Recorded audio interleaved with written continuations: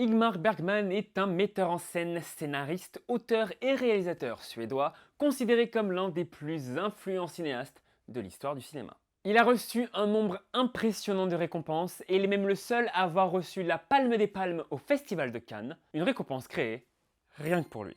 Ah ouais, je vois, il en a pas trop du tout, hein.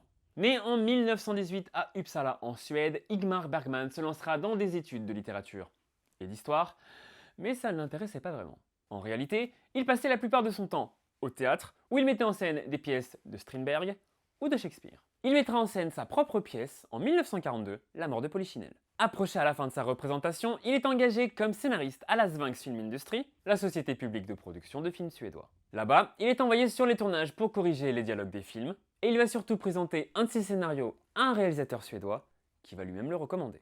Tourment, scénarisé par Ingmar Bergman et réalisé par Alfons Sjöberg, sort en 1944 et va se faire repérer par la prestigieuse Mostra de Venise, mais aussi avoir le Grand Prix du Festival de Cannes.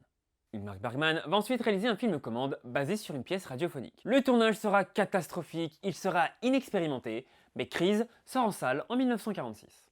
Il enchaînera ensuite les longs métrages, sans atteindre une grande reconnaissance. Ce n'est qu'en 1956, soit 10 ans après, qu'Ingmar Bergman marquera les esprits. D'abord, il y a Sourire d'une nuit d'été, qui sera nommé au meilleur film au BAFTA. Puis en 1957, il y a Le Septième Saut, film qui raconte l'histoire d'un chevalier qui joue sa vie aux échecs contre la mort, et où Ingmar Bergman reçoit le prix spécial du jury à Cannes. Et toujours en 1957, le réalisateur sort Les Fraises Sauvages, qui obtiendra l'Ours d'Or à Berlin. Et là, les gens se disent mais c'est qui ce Suédois qui sort de nulle part là? Et ses anciens films ressortent en salle. Pour beaucoup de gens, c'est un choc. Ils découvrent notamment Un été avec Monica, sorti 5 ans plus tôt, en 1953, film qui restera dans les mémoires pour l'un des regards caméra les plus connus de l'histoire du cinéma. C'est trop simple, moi aussi je peux le faire.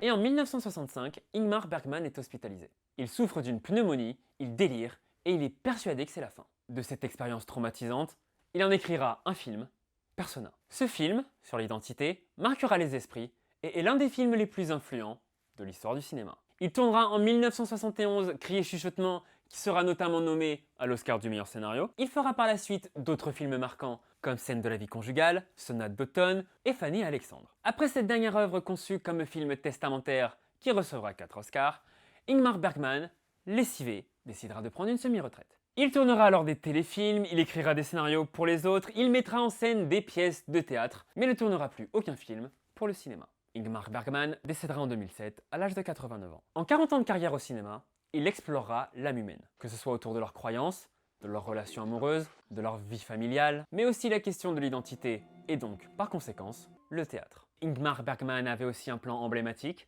que l'on retrouve dans énormément de ses films. Ingmar Bergman, c'est un scénariste, metteur en scène, réalisateur et auteur. Son travail autour des relations, qu'elles soient amoureuses, familiales ou autour de la religion, a inspiré et continue d'inspirer une grande partie du cinéma.